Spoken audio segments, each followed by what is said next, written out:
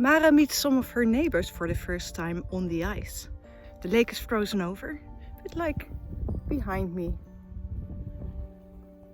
A small boy stands on the ice, but things are happening that just seem a little odd.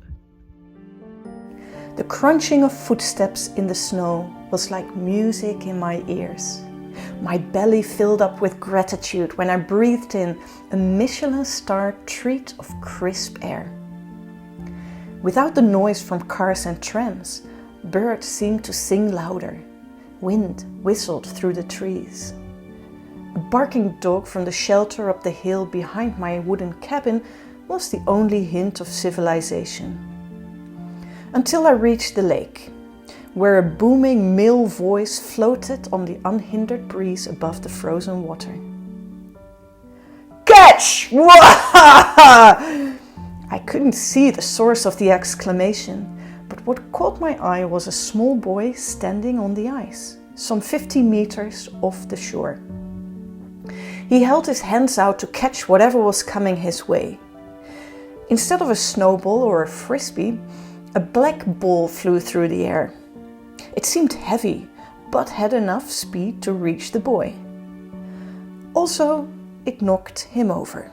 It slapped the kid's mittened hands away on its trajectory to bounce off his forehead, even though the boy's skull didn't seem to change the ball's direction much. It crashed through the ice at some distance behind the child with a harsh crack, after it spat red marks on the frozen water between its collision with the boy and its dive into the deep. The little one huddled into a ball himself and began to squeal. I did not think. I ran onto the ice. I slid to the hurt child, flailing like a helicopter in a hurricane. I arrived on my belly, while my woolen hat and brown strands of hair covered my eyes. The ice appeared too slippery for me, but at least it was strong enough to hold my weight. It creaked and groaned, but did not break. Yet.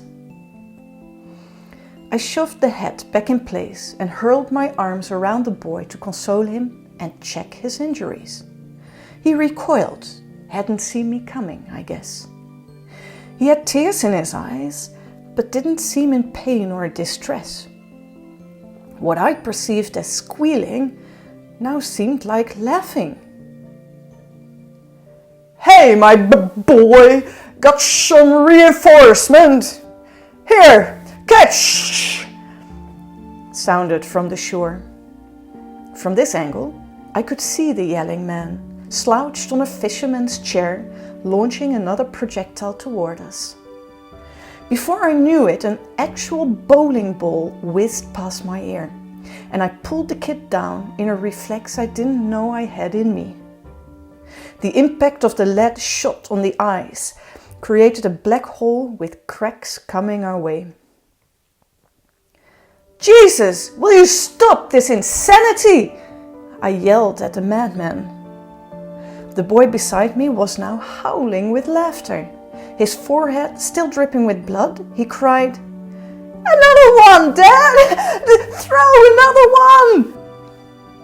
His dad obliged. I did not seem to matter. Never felt like collateral damage before.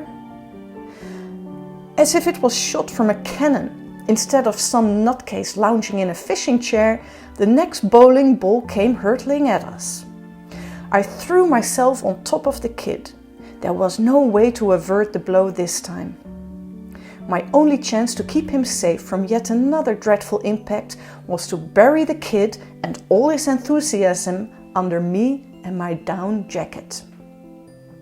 The extra kilos came in handy for a change. I closed my eyes and prepared for the collision. But the collision was much softer than expected, and it arrived with a child's battle cry.